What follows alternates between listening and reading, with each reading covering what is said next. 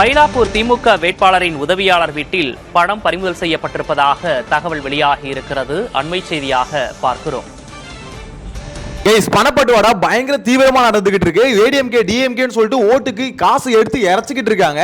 பறக்குப்படை ஒரு பக்கம் போய் சீஸ் பண்ணிக்கிட்டே இருக்காங்க. சென்னையில பாத்தீங்கன்னா 1 கோடி சீஸ் பண்றாங்க, காரைக்குடியில ஒரு அமௌண்ட் சீஸ் பண்றாங்க, நெல்லையில ஒரு அமௌண்ட் சீஸ் பண்றாங்க, ராஜபாளையத்துல பாத்தீங்கன்னா என்டிகோட வேட்பாளர் பறக்குப்படையாவே மாறி பணம் கொடுக்கறவங்களை பாத்தீங்கன்னா பின்னாடி சேஸ் பண்ணிக்கிட்டு போயிட்டு இருக்காரு. கிட்டத்தட்ட இந்த சிங்கம் படம் சூர்யா மாதிரி துரத்திக்கிட்டு இருக்கா. அப்படி அந்த அளவுக்கு பாத்தீங்கன்னா பயங்கர பரபரப்பா போயிட்டு இருக்கு.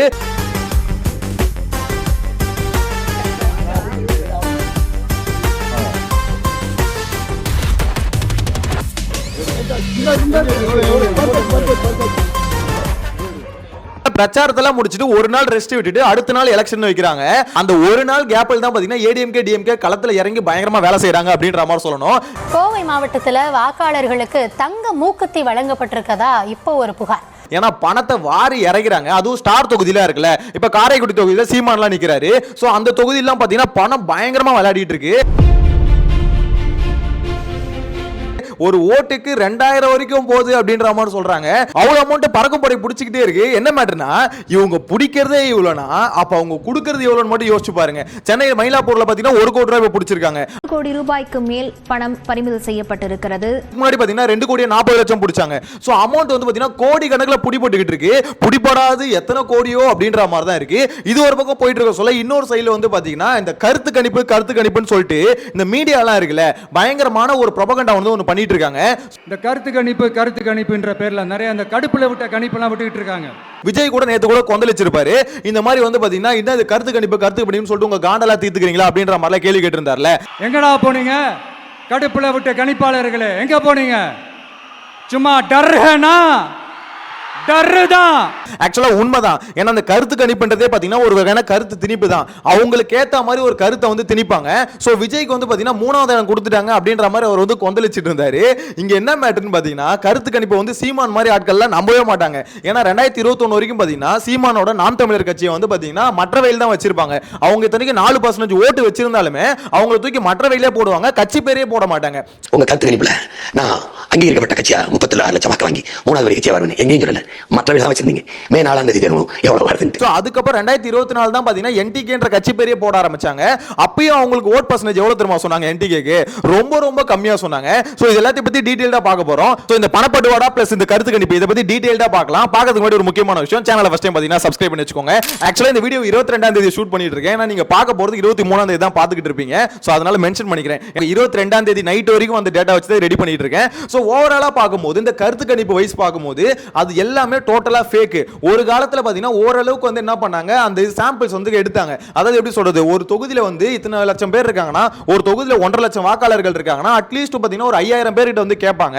இது வந்து பாத்தீங்கன்னா நடந்தது. ஆனா இப்பலாம் பாத்தீங்கன்னா கருத்து கணிப்புன்றது ஃபுல் அண்ட் ஃபுல் கருத்து திணிப்பு தான். ஒரு கட்சி கிட்ட காசை வாங்கிட்டு அவங்களுக்கு ஏத்த மாதிரி பாத்தீங்கன்னா இஷ்டத்துக்கு ஒரு டேட்டா வந்து ரிலீஸ் பண்றது. இதுக்கு எக்ஸாம்பிள் நாம் தமிழர் கட்சி வச்சுக்கலாம். நாம் தமிழர் கட்சி 2021ல சீமான் வந்து திருவத்தூர் தொகுதியில வந்து போட்டியிட்டாரு. சோ அப்ப போட்டியிடும் போது பாத்தீங்கன்னா அவரோட ஓட் பர்சன்டேஜ் எவ்வளவு இருந்ததுன்னா 9 to 15 வரும் அப்படின்ற மாதிரி பாத்தீங்கன்னா கருத்து கணிப்புல இவங்க வந்து ரிலீஸ் பண்ணிருந்தாங்க. ஆக்சுவலா அவர் வாங்குனது வந்து பாத்தீங்கன்னா 25% ஓட்டு வந்து வாங்கியிருந்தாரு. 24 போலீஸ் வச்ச வந்து வாங்கியிருந்தாருன்னு வச்சுக்கோங்களேன். 2வது இடத்துக்கும் 3வது இடத்துக்கும் கிட்டத்தட்ட 1000 ஓட்டு தான் டிஃபரெண்ட். அந்த அளவுக்கு பயங்கரமான ஒரு ஓட்டை தான் வாங்கியிருந்தாரு. ஆனா கருத்து கணிப்புல வந்து பாத்தீங்கன்னா 9 to 15 அப்படின்ற மாதிரி ரிலீஸ் பண்ணிருந்தாங்க. ஆக்சுவலா பக்கத்துல கூட வரல. அவங்க ரிலீஸ் பண்ற டேட்டா வந்து பாத்தீங்கன்னா ரொம்ப பக்கத்துல கூட வரல. அந்த மாதிரி தான் ரிலீஸ் பண்ணிருந்தாங்க. சோ இந்த வாட்டியும் பாத்தீங்கன்னா என்டிகே சீமான் இருக்கார்ல, அவர் காரைக்குடியில ஜெயிக்கிறதுக்கு அதிகபட்ச வாய்ப்பு இருக்கு. ஏன்னா அங்க இருக்க ரெஸ்பான்ஸ் வந்து பாத்தீங்கன்னா பயங்கர மேசிவான ரெஸ்பான்ஸ் வந்து சீமானுக்கு வந்துகிட்டு இருக்கு. அப்படி ரெஸ்பான்ஸ் வரும்போது அவர் வந்து பாத்தீங்கன்னா 4வது இடத்துல கொடுத்திருக்கானுங்க இந்த தந்தி டிவி காரனுங்க. 4 பேர்ல யார் வேணாலும் வெல்லலாமா? அது ஃபர்ஸ்ட் 3 பேருக்குள்ள யார் வேணா வெல்லறதுக்கான வாய்ப்புகள் இருக்கு. ஓகே, ஏண்டா கொஞ்சம் மனசாட்சி இல்லையடா. அது டிவிகே பிரபு வந்து 2வது இடமா, மாங்குடி வந்து பாத்தீங்கன்னா முதல் இடமா, அதுக்கு அடுத்து பாத்தீங்கன்னா அமமுகவா, அதுக்கு அடுத்து வந்து பாத்தீங்கன்னா நாம் தமிழரா. இப்போ போட்டியே பாத்தீங்கன்னா அங்க சீமானுக்கா காங்கிரஸ்கா, அதாவது என்டிகேக்கா காங்கிரஸ்கா அப்படின்ற மாதிரி தான் போயிட்டு இருக்கு. ஆனா அந்த போட்டியை இவங்க கன்சிடர் பண்ணாம இவங்க என்ன சொல்றாங்கன்னா இல்ல இப்போதைக்கு இங்க போட்டியே வந்து பாத்தீங்கன்னா டிவிகேக்கா இல்ல வந்து காங்கிரஸ்கா அப்படின்ற மாதிரி தான் போயிட்டு இருக்குன்னு இவனுங்க ஒரு டேட்டா ரிலீஸ் பண்றானுங்க. எனக்கு அதை பார்க்கும்போது தான் என்னடா உங்க டேட்டா அநியாயத்துக்கு இருக்கு அப்படின்ற மாதிரி தான் இருக்கு. எலெக்ஷன் ரிசல்ட் அன்னைக்கு பாருங்களேன், இவனுங்க பயங்கரமான ஒரு பல்பு காத்துக்கிட்டு இருக்கு. ஏன்னா அங்க காரைக்குடியை பொறுத்த வரைக்கும் பயங்கரமான ரெஸ்பான்ஸ் இருக்கு. ஒன்னு சீமான் ஜெயிக்கணும், இல்ல காங்கிரஸ் எம்எல்ஏ இருக்காருல்ல அவர் ஜெயிக்கணும். இவங்க 2 பேர்ல தான் போட்டியே போயிட்டு இருக்கு. டிவிக்கு வந்து அந்த போட்டியிலே இல்ல. சோ போட்டியே பாத்தீங்கன்னா காங்கிரஸா சீமானா அப்படின்ற மாதிரி தான் போயிட்டு இருக்கு. 2021 15% ஓட்டுனானுங்க, அது வந்து 25% ஓட்டா வந்தது. இந்த வாட்டி 22% ஓட்டுன்னு இருக்கானுங்க. சோ அப்படின்னு பார்க்கும்போது எப்படி பார்த்தாலும் ஒரு 35% மேல ஓட்டு வரும் அப்படின்ற மாதிரி தான் கெஸ் பண்றேன். சோ வெயிட் பண்ணி பார்க்கலாம். ஆனா இந்த கருத்து கணிப்பு இருக்குல்ல, இது எல்லாமே டோட்டலா ஃபேக். சோ மக்கள் இதை நம்பி ஏமாறாதீங்க. எந்த கட்சியோட கருத்து கணிப்பா இருந்தாலும் சரி அதை நம்பாதீங்க. ஏன்னா மீடியான்றது இப்ப எப்படி செயல்படுதுன்னா, ஒரு கட்சி கிட்ட காசு வாங்கிட்டு அவங்களுக்கு சாதகமான கருத்து கணிப்பை போடுறது. அதாவது எதுக்கு போயிட்டு மக்கள்கிட்ட வந்து கருத்து கணிப்பை கேட்டு அவங்க கிட்ட டேட்டாவை எடுத்து எதுக்கு இவ்வளவு வேலை பார்த்துக்கிட்டு காசு கொடுக்குறியா, உனக்கு சாதகமான டேட்டாவை போடுறேன், அவ்வளவுதான். ரொம்ப சிம்பிள். யோசிச்சு பாருங்களேன், இவங்களாம் கருத்து கணிப்பு எடுக்கிறோம்னு சொல்றாங்க. இது வரைக்கும் மக்களாக்கி நம்ம வந்து யோசிச்சு பார்க்கும்போது நம்ம கிட்ட வந்து அப்படி யாரும் கேட்கலையே, இல்ல பெருசா எதுவும் கேட்கல. தந்தி டிவிக்கார வந்து பாத்தீங்கன்னா நம்ம கிட்ட கேட்ட மாதிரி தெரியல, ஃப்ரெண்ட் சர்க்கிள் யார்கிட்ட கேட்ட மாதிரி தெரியல. நம்ம தொகுதியில எங்கேயாவது கேட்டிருந்தா ஒரு டேட்டா வரும்ல. சோ எங்கேயுமே நம்ம அதெல்லாம் பார்க்கவே மாட்டோம். ஆனா ஒரு தொகுதிக்கு வந்து நாங்க இத்தனை ஆயிரம் பேர்கிட்ட எடுத்தோம் டேட்டா அப்படின்ற மாதிரி சொல்லுவானுங்க. உருட்டு மேல உருட்டுவானுங்க. சோ அந்த கருத்து கணிப்புன்றது ஃபுல் அண்ட் ஃபுல் கருத்து திணிப்பு மட்டும்தான். அது யாரும் நம்ப வேணாம் அப்படின்ற மாதிரி சொல்லிக்கிறேன். சோ இதுக்கப்புறம் அந்த பணப்பட்டுவாடா மெயினா வரேன். இந்த பணப்பட்டுவாடா வந்து பாத்தீங்கன்னா ஏடிஎம்கே டிஎம்கே இந்த ரெண்டு கட்சி இருக்குங்க. இந்த ரெண்டு கட்சியுமே பாத்தீங்கன்னா பணப்பட்டுவாடால கை தேர்ந்தது. என்டிகேயோட ஒருங்கிணைப்பாளர் சீமான்லாம் இருக்காருல்ல, அவர் கிட்டத்தட்ட பாத்தீங்கன்னா இந்த எலெக்ஷன் டேட் வந்து அனௌன்ஸ் பண்ணதுல இருந்து ஒரு 30 நாள் அந்த மனுஷன் வந்து பாத்தீங்கன்னா சுத்துனார். தமிழ்நாடு ஃபுல்லா சுத்துனாரு. ஆல்மோஸ்ட் பாத்தீங்கன்னா 180 இடம் கிட்ட வந்து கூட்டத்தை போட்டிருக்காரு. அவ்வளவு கூட்டத்தை போட்டிருக்காரு. அவ்வளவு வாட்டி பிரஸ் மீட் பண்ணிருக்காரு. சோ ஒரு மாதிரி பாத்தீங்கன்னா அந்த மனுஷன் தீஞ்சி போய் வெந்து போய் அவ்வளவு கஷ்டப்பட்டு பாத்தீங்கன்னா அந்த பரப்புரையை வந்து முடிச்சிருக்காரு. ஓகேங்களா, ஃபைனலா முடிச்சிருக்காரு. ஆனா இந்த டிஎம்கே ஏடிஎம்கே என்ன பண்ணுவாங்கன்னா, நீங்களா கஷ்டப்படுங்க, மாசம் ஃபுல்லா கஷ்டப்படுங்க, அதெல்லாம் ஒன்றும் பிரச்சனை இல்லை, கடைசி ஒரு 2 நாள் இருக்குல்ல, அந்த 2 நாள் எங்களுக்கு போதுங்க. அதாவது இன்னைக்கு நைட் 22ஆம் தேதி நைட் எங்களுக்கு போதும், நாங்க அன்னைக்கு வேலையை பார்த்துருவோம் அப்படின்ற மாதிரி தான் வேலையை பார்ப்பாங்க வருஷம். 22ஆம் தேதி காலையில இருந்தே பாத்தீங்கன்னா பணப்பட்டுவாடா பயங்கரமா நடந்துகிட்டு இருக்கு. சோ அது பார்க்கும்போது என்னடா இது இப்படி பண்ணிக்கிட்டு இருக்கீங்க, புடிபடுற அமௌண்ட்டே பாத்தீங்கன்னா கோடி கணக்குல புடிபடுது. அப்ப புடிபடாத அமௌண்ட் எவ்வளவு புடிபடுனே தெரியல, அந்த அளவுக்கு அமௌண்ட்டை வந்து வாரி இறச்சிக்கிட்டு இருக்காங்க. எனக்கு என்ன புரியலனா, டிஎம்கே சைடுல தான் பாத்தீங்கன்னா 1 கோடி ரூபாய் மாட்டி இருக்கு. இப்ப ஸ்டாலின் சொல்றாரு நல்லாட்சி நான் கொடுத்திருக்கேன், நல்லாட்சி கொடுத்திருக்கேன் அப்படின்ற மாதிரி. நல்லாட்சி கொடுத்தா எதுக்கு பாஸ் ஓட்டு காசு கொடுக்கணும்? அதே மாதிரி எடப்பாடி வந்து பாத்தீங்கன்னா நான் வந்து எடப்பாடினாலே நல்லாட்சியார் அப்படின்ற மாதிரி ஆட் எல்லாம் வருது. சோ அதை பார்க்கும்போது நீங்களும் நல்லாட்சி கொடுத்திருந்தீங்கன்னா போன வாட்டி நீங்க ஜெயிச்சிருப்பீங்க. அப்படி இல்லனாலுமே நீங்க செஞ்ச சொல்லி ஓட்டு கேட்கலாமே, அதை விட்டுட்டு எதுக்கு ஓட்டு காசு கொடுக்குறீங்க? இதுக்கு நடுவுல வந்து பாத்தீங்கன்னா இந்த டிவிகே ஆளுங்க இருக்காங்களே, தேவையில்லாம கேஸ் வாங்கி போறாங்கன்னு நினைக்கிறேன். ஏன்னா அவங்க ஒரு ஸ்ட்ராட்டஜி போட்டுருக்காங்களா, ஓட்டு போட்டுட்டு அதை வந்து போட்டோ எடுத்து எல்லாருமே சோஷியல் மீடியால ஷேர் பண்ணணும், டிவிகேக்கு விசில் சிம்பிளுக்கு ஓட்டு போட்டு அதை சோஷியல் மீடியால ஷேர் பண்ணணும் அப்படின்ற மாதிரி ஏதோ பிளான் போட்டுருக்காங்களா, நியூஸ்ல பார்த்தேன் இப்பதான். சோ அதை வந்து பண்ணாதீங்க அப்படின்ற மாதிரி எலெக்ஷன் கமிஷன் வந்து சொல்லியிருக்காங்க. ஏன்னா அப்படி பண்ணீங்கன்னா தேவையில்லாம கேஸ் ஆயிடும், லைஃபை தொலைச்சிடாதீங்கடா புண்ணாக்குங்களா அப்படின்ற மாதிரி சொல்லியிருக்காங்க.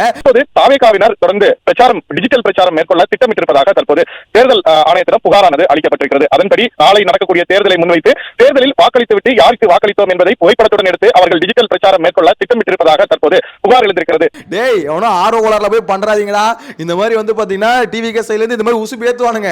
இந்த மாதிரி வந்து ஓகே நம்ம போறோம், நம்ம தளபதிக்கு வந்து சப்போர்ட் காமிக்கணும், நம்ம போறோம் ஓட்டு போடுறோம் போட்டோ எடுக்கிறோம், அதை வந்து பாத்தீங்கன்னா சோஷியல் மீடியால தெரிவிக்க விடுறோம் அப்படின்ற மாதிரி பண்ணீங்கன்னா லைஃப் வீணா போயிடும். பாத்துக்கோங்க, விஜய் வந்து கூட நிக்க மாட்டாருங்க. அவர் இந்த எலெக்ஷனுக்கு அப்புறம் எங்க போவாருனே தெரியல. அப்படிப்பட்ட சிச்சுவேஷன்ல ஒழுங்கா போனோமா ஓட்டு போட்டோமா வந்தமான்றீங்க. அதை விட்டுட்டு அவன் உசு பேத்தனா இவன் உசு பேத்துறான்னு சொல்லிட்டு ஓட்டு போட்டு அதை வீடியோ எடுத்து சோஷியல் மீடியால ஷேர் பண்ணி தேவையில்லாம கேஸ் வாங்கி சுத்தாதீங்க அப்படின்ற மாதிரி சொல்ல தோணுது. இது கூடவே பாத்தீங்கன்னா டிவிகே சைடுல இருந்து என்ன பண்றாங்க, டிஜிட்டல் பிரச்சாரத்தை வந்து ஸ்டாப் பண்ணாம பண்ணிக்கிட்டே இருக்காங்க அப்படின்ற மாதிரி புகார் வர வந்துட்டு இருக்கு. ஏன்னா எல்லா வகையான பிரச்சாரத்தையும் வந்து ஸ்டாப் பண்ணணும், செவ்வாய்க்கிழமையோட ஸ்டாப் பண்ணிருக்கணும். பட் 22 இன்னைக்கு வரையும் பாத்தீங்கன்னா அது பண்ணல அப்படின்னு சொல்லிட்டு அவங்க மேல ஒரு புகார் வேற வந்திருக்கு அப்படின்ற மாதிரி சொல்றாங்க. சோ ஓவராலா பார்க்கும்போது தமிழ்நாடு வந்து பாத்தீங்கன்னா ஒரு மாதிரி பரபரப்பா போயிட்டு இருக்கு. இன்னைக்கு ஒரு நாள் பயங்கர பரபரப்பா போயிட்டு இருக்கு. ஆனா என்ன பொறுத்த வரைக்கும் பாத்தீங்கன்னா காசு பயங்கரமா விளையாட போகுது இந்த எலெக்ஷன்ல அப்படின்ற மாதிரி தெரியுது. ரெண்டு கட்சியுமே பயங்கரமா செலவு பண்றாங்க. சில தொகுதிகளில் வந்து பார்க்கும்போது டிவிகேவும் வந்து பாத்தீங்கன்னா பணத்தை அள்ளி தெரிக்கிறாங்க. சோ அதையும் பார்க்க முடியுது. ஏன்னா அவங்களும் பாத்தீங்கன்னா சில இடத்துல ஓட்டுக்கு காசு கொடுக்கிறது, அதை வந்து பிடிபடுறது அப்படின்றது பார்க்க முடியுது. ஆனா என்டிகேவோட வேட்பாளர் ராஜபாளைய வேட்பாளர் இருக்கார்ல, அவரை பாராட்டியே ஆகணுங்க.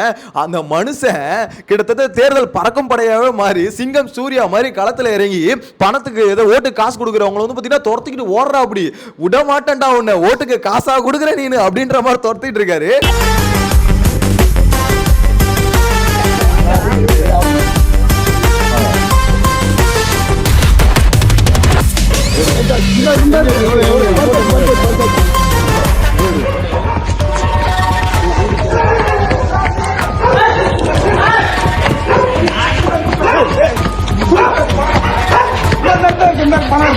அது எனக்கு பார்க்கும்போது ஒரு ஃபுல் ஃபிளெட்ஜா இறங்கிட்டாரு. என் தொகுதியில காசு கொடுத்தா நான் விட மாட்டேன் அப்படின்ற மாதிரி இறங்கி வேலை செய்யறாரு அப்படின்ற மாதிரி தான் சொல்ல தோணுது. அதாவது என்ன பொறுத்த வரைக்கும் இந்த பறக்கும் படை எதுக்கு இருக்குன்னே தெரியல. இப்ப காரைக்குடி தொகுதியில வந்து பாத்தீங்கன்னா கார்த்திக் சிதம்பரம் இருக்குல்ல, அவரோட ஆபீஸ்ல இருந்தா ஒரு அமௌண்ட் மாட்டுச்சு. சோ அப்படின்னும் போது அப்ப அந்த வேட்பாளர்களை வந்து பாத்தீங்கன்னா தூக்கணும்ல, அந்த வேட்பாளர்களை வந்து பாத்தீங்கன்னா தகுதி நீக்கம் பண்ணணும்ல. அதே மாதிரி இங்க திமுக சைடுல வந்து பாத்தீங்கன்னா 1 கோடி ரூபாய் சென்னையில மாட்டிருக்கு. அந்த வேட்பாளர்கள் வந்து போட்டியிட கூடாதுன்னு சொல்லிட்டு தகுதி நீக்கம் பண்ணணும்ல. இந்த மாதிரி ஏதாவது ஆக்ஷன் எடுத்தாதான் பணம் கொடுக்கிறது நிக்கும். அந்த தேர்தல் பறக்கப்படை இருக்குல்ல, இந்த மாதிரி எந்த ஆக்ஷனும் எடுக்க மாட்டாங்க, பணத்தை மட்டும் பிடிப்பாங்க. அதாவது திமுகன்ற பேர் வெளியே வரும், அதிமுகன்ற பேர் வெளியே வரும், டிவிகேன்ற பேர் வெளியே வரும். அது மேல என்ன ஆக்ஷன் எடுத்தாங்க அப்படின்றது மட்டும் வெளியே வராது. என்ன ஆக்ஷன் எடுப்பீங்க? ஆக்சுவலா இந்த வேட்பாளர் தான் பணம் கொடுக்குறாருன்னு தெரிஞ்சதா டக்குன்னு அவங்களை வந்து பாத்தீங்கன்னா தகுதி நீக்கம் பண்ணணும், எலெக்ஷன் நிக்க கூடாது அப்படின்ற மாதிரி சொல்லணும். ஆனா அதை எலெக்ஷன் கமிஷன் பண்ணுமான்னு கேட்டீங்கன்னா அதை தான் பண்ண மாட்டுது. ஏன் பண்ண மாட்டுதுன்னு தெரியல. நைட் டைம்ல வந்து பாத்தீங்கன்னா எக்கச்சக்கமா காசு வந்து பொறலுது அப்படின்ற மாதிரி தான் சொல்லணும். நம்மளுக்கு பக்கத்து தொகுதியில இருந்தா இன்ஃபர்மேஷன் வருது, ஒரு ஓட்டுக்கு வந்து 2000 அப்படின்ற மாதிரிலாம் கொடுத்துக்கிட்டு இருக்காங்க. ஒரு ஓட்டுக்கு 2000 ரூபாய் அப்படின்ற மாதிரி போயிட்டு இருக்கு. சோ தமிழ்நாட்டுல பணம் வந்து பாத்தீங்கன்னா பயங்கரமா விளையாடிட்டு இருக்கு. ஒவ்வொரு எலெக்ஷன்லயுமே டிசைட் பண்றது இந்த பணம் தாங்க டிசைட் பண்ணுது. ஆனா தமிழ்நாடு மக்களுக்கு தான் இதுல இருந்து கொஞ்சம் விழிப்புணர்வு வரணும். இதுல நெல்லையில ஒரு தொகுதி, பாளையங்கோட்டை தொகுதின்னு நினைக்கிறேன். சோ அந்த தொகுதியில வந்து பாத்தீங்கன்னா இந்த மாதிரி எங்களுக்கு ஓட்டு காசு கொடுக்கல அப்படின்னு சொல்லிட்டு மக்கள் போராடுறாங்க. என்னடா இது அப்படின்ற மாதிரி தான் இருக்கு. பாளையங்கோட்டை 7வது வார்டில் சிலருக்கு பணம் வழங்கப்பட்டதாகவும் அதே நேரத்தில் பலருக்கு எந்தவித பணம் கிடைக்கவில்லை என்றும் குற்றச்சாட்டுகள் எழுந்துள்ளன. மேலும் இதனால் அந்த பகுதியில் வசிக்கும் பொதுமக்கள் மத்தியில் பெரும் அதிருப்தியை ஏற்படுத்தியுள்ளது. இதன் தொடர்ச்சியாக பணம் வழங்கப்படவில்லை என குற்றம் சாட்டிய பொதுமக்கள் திடீரென தெருக்களில் இருந்து திரண்டு போராட்டத்தில் ஈடுபட்டனர். எங்களுக்கு பணம் வழங்கப்படவில்லை என முழக்கமிட்ட அவர்கள் அதற்கான விளக்கத்தை கோரி வேட்பாளர் அப்துல் வஹாப் இல்லத்தை நோக்கி பேரணியாக நகர்ந்து சென்றனர். மேலும் ஓட்டுக்கு காசு கொடுக்குறாங்க அப்படின்ற மாதிரி ஒரு இடத்துல பாத்தீங்கன்னா பிரச்சனை போயிட்டு இருக்கு. அவங்களுக்கு என்னன்னா எங்களுக்கு வந்து ஓட்டு காசு கொடுக்கல அப்படின்னு சொல்லிட்டு மக்கள் வந்து ரோட்ல இறங்கி போராடுறாங்க. அந்த மாதிரி இருக்கு தமிழ்நாட்டோட நிலைமை. எனக்கு புரியவே இல்லை, மக்கள் எந்த அளவுக்கு இந்த ரெண்டு கட்சிகளும் மைண்ட் செட் பண்ணி வச்சிருக்காங்கன்னு தெரியுதா? ஓட்டுக்கு காசு கொடுத்து தான் ஆகணும் அப்படின்ற மாதிரி மைண்ட் செட் பண்ணி வச்சிருக்காங்க. தயவு செஞ்சு மக்களே, உங்களோட அடுத்த ஜெனரேஷன் நல்லா இருக்கணும்னு நினைச்சீங்கன்னா ஓட்டுக்கு காசு வாங்காதீங்க. இன்கேஸ் நீங்க ஓட்டுக்கு ஆல்ரெடி காசு வாங்கிட்டீங்கன்னா, இந்த வீடியோ பார்க்கும் போதெல்லாம் வாங்கிட்டு இருப்பீங்க, அப்படி வாங்கி இருந்தாலும் அந்த காசுக்காக போய் ஓட்டு போடாதீங்க. ஏன்னா நீங்க அங்க போய் என்ன பட்டன் அமைக்கிறீங்க அப்படின்றது யாருக்கும் தெரியாதுங்க. உங்க மனசாட்சியை தூக்கி ஓரம் வச்சுட்டு உண்மையிலே நம்ம நெக்ஸ்ட் ஜெனரேஷனை கொஞ்சம் யோசிச்சு கொஞ்சம் ஓட்டு போடுங்க. இந்தியாவிலேயே அதிக கடன் வாங்கின மாநிலம் வந்து பாத்தீங்கன்னா தமிழ்நாடு தான். தமிழ்நாடோட கிராஃப் வந்து பாத்தீங்கன்னா இப்படி போயிட்டு இருக்கு, கீழ் நோக்கி போயிட்டு இருக்கு கிராஃப். அது கொஞ்சமாவது மேல் நோக்கி வரணும்னா இந்த இலவசங்களுக்கு வந்து மயங்காம, இந்த மாதிரி காசுக்கு வந்து ஓட்டு போடாம கொஞ்சம் நேர்மையா யோசிச்சு சிந்திச்சு ஓட்டு போடுங்க அப்படின்ற மாதிரி சொல்ல தோணுது. நானும் நிறைய வீடியோ பாத்தீங்கன்னா இந்த எலெக்ஷன் சம்பந்தமா போட்டேன். நிறைய விழிப்புணர்வு ஏற்படுத்தணும்னு நினைச்சேன், நிறைய பேருக்கு புரிய வைக்கணும்னு நினைச்சேன். ஏடிஎம்கேட பாலிடிக்ஸ் எப்படி, என்டிகேட பாலிடிக்ஸ் எப்படி அப்படின்னு ஃபுல்லா புரிய வைக்கணும்னு நினைச்சேன். முடிஞ்ச அளவுக்கு என்னால முடிஞ்ச அவேர்னஸ் வந்து நான் கொடுத்துருக்கேன். கொஞ்சம் சிந்திச்சு ஓட்டு போடுங்க. அந்த ஓட்டு போடுற ஒரு நிமிஷம் இருக்குல்ல, அதுதான் நம்மளோட பெரிய பவர். அந்த பவரை கரெக்டா யூஸ் பண்ணுங்க. பார்க்கலாம் இந்த வாட்டி ஏதாவது சேஞ்ச் வருதா அப்படின்றத பார்க்கலாம். சோ நீங்க என்ன நினைக்கிறீங்க? மே 4ஆம் தேதி எலெக்ஷன் ரிசல்ட் வரும்போது ஏதாவது சேஞ்ச் இருக்கும்னு நினைக்கிறீங்களா? அதெல்லாம் ஒரு சேஞ்சும் இருக்காது, திருப்பி அந்த ரெண்டு பார்ட்டிக்குள்ள தான் இருக்கும் அப்படின்ற மாதிரி நினைக்கிறீங்களா? உங்களோட கருத்தை கமெண்ட்ல மென்ஷன் பண்ணுங்க. நெக்ஸ்ட் வீடியோல மீட் பண்ணலாம். டாடா பை பை.